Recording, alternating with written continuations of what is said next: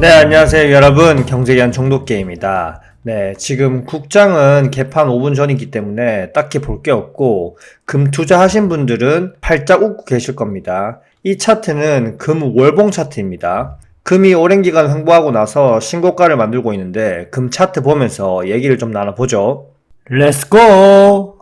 금 월봉 차트를 이렇게 길게 보시면 주식에서 마음고생하는 것보다 금에 이렇게 20년 전에 몰빵을 해놨다면 그냥 부자가 되는 길이었다고 생각할 수 있는데, 하지만 결과론적으로 금이 상승해서 다행이지 하락했다면 또 후회했을 겁니다. 투자라는 행위가 항상 후회와 번뇌, 고민의 연속이니까요. 무튼 금은 2008년 금융위기 이후 1차 대상승을 했었고요. 그 이후에 고점을 찍고 약 10년간의 횡보를 하면서 조정을 거쳤고요. 그리고 나서 코로나 시기에 전고점을 다시 뚫고 전고점 부근에서 약 3년간 횡보하면서 매물대를 소화하고, 그리고 강력한 지지라인을 구축한 다음에 이 10년 이상의 횡보를 뚫어올릴 정도로 엄청난 자금이 쏠렸고 지금 신고가를 만들고 있죠. 이제 금은 신고가 구간이라서 얼마나 더 갈지는 아무도 모릅니다. 금 거래는 각 나라의 중앙은행들이 거래하는 상품인 건 다 아실 거고, 이렇게 시세가 나왔다는 건 우리가 모르는 각 나라들의 큰 움직임이 있다는 말이겠죠. 금 가격이 이렇게 상승하는 건 여러 요인이 있습니다. 지금 이 그래프를 보시면 금과 달러의 관계입니다. 이 보라색 선이 금이고요.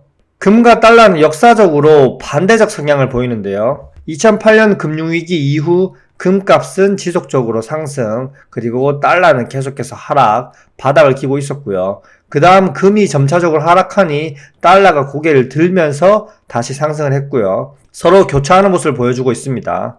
그리고 제일 중요한 팬데믹, 20년 코로나가 터지면서 안전자산인 금이 급등을 하고 달러가 유동성이 확 풀리면서 유동성 증가, 그리고 달러 가치가 하락했습니다. 전 세계적 팬데믹에서 미국이 달러도 많이 풀었지만 각국들 역시 돈을 풀었기 때문에 달러 가치가 상대적으로 희석되는 효과도 있었고요. 그리고 그 이후 빅스텝, 자이언트 스텝이 역사적으로 빠른 속도로 연준이 긴축을 하면서 달러 가치가 다시 재급등을 했고, 근데 이상한 건 달러 가치가 이렇게 급등하고 반대적 성향이면 금 가격이 이렇게 죽어야 정상이잖아요. 근데 이상하게 20년 코로나 이후 급등한 금 가격이 횡보를 보이다가 다시 재차 신고가를 갔습니다. 그 이유를 추측하면 몇 가지가 있는데요. 일단 전쟁입니다. 중국과 러시아의 금 보유량을 보여주고 있는데요. 중국은 항상 탈달러화를 꿈꿔왔고 그 대안으로 금 자산을 2008년 금융위기 이후에 꾸준하게 늘렸습니다. 러시아 역시 같은 이유로 꾸준하게 늘렸고요. 그리고 러시아와 우크라이나와 전쟁을 일으키면서 미국과 서방 체제 속에서 러시아가 금 자산을 믿고, 물론 석유도 있겠죠. 배짱 있게 버티는 모습을 보면서 다른 브릭스 국가들도 서서히 금 자산을 늘렸습니다. 브릭스 국가의 대표적인 국가가 중국과 러시아죠.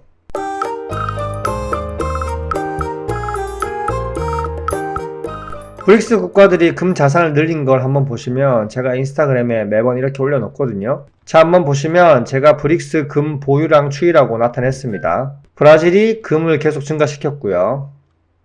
러시아 역시 아까 보여드렸듯이 꾸준히 증가, 그리고 인도도 꾸준히 증가시키고 있고요. 그리고 중국도 급속도로 증가시키고 있고요. 그리고 남아프리카 공화국 역시 증가시키고 있습니다. 이렇게 탈달러화를 위해서 브릭스 국가들이 금 보유량을 서서히 늘리고 있고요. 그 중에서 단연 눈에 띄는 국가가 중국과 러시아. 아까 제가 얘기했듯이 브릭스 국가들 회원들이 늘어나고 영향력이 커질수록 탈달러화가 가속화됩니다. 이렇게 각 나라의 중앙은행들이 금 자산을 늘리는 것 역시 한몫을 했고요. 중국과 러시아의 금 보유량 그래프를 합쳐보면 기가 막히게 쌍둥이 국가라고 할 정도로 비슷하게 증가하는 걸 볼 수 있습니다. 그리고 또 경기 침체에 대한 우려가 있는데요. 지금은 경기 침체에 대한 우려가 살짝 수그러들었지만 이거는 미 대선 전이라서 그 이후를 봐야 됩니다. 미 대선 전에는 무조건 민주당 진영에서 경착륙이 아닌 연착륙 시나리오로 계속해서 얘기를 하고 있고요. 각종 지표들도 살짝씩 연착륙 시나리오로 얘기를 합니다.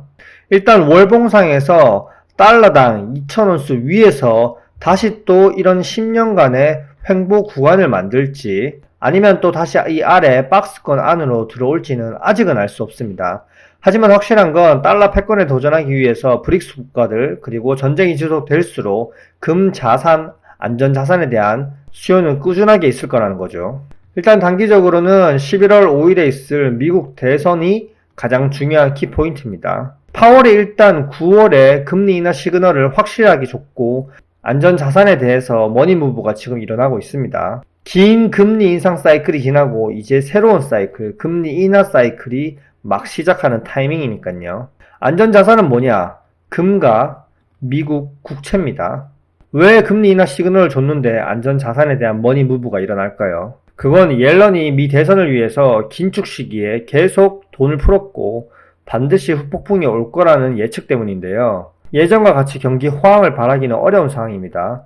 지금은 경기 침체가 아니고 연착륙 시나리오로 가고 있다고 지표들도 계속 나오고 있지만 제가 아까 말씀드렸듯이 대선 전까지는 확실하게 믿을 수 없고요. 만약에 대선 이후에도 경기 침체 시그널이 본격적으로 온다.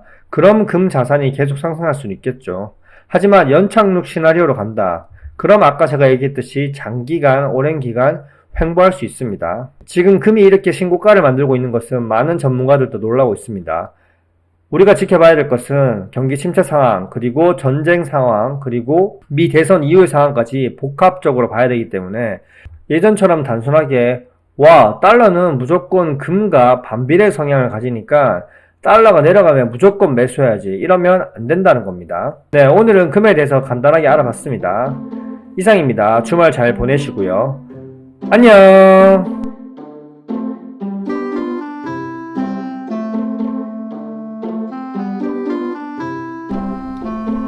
Why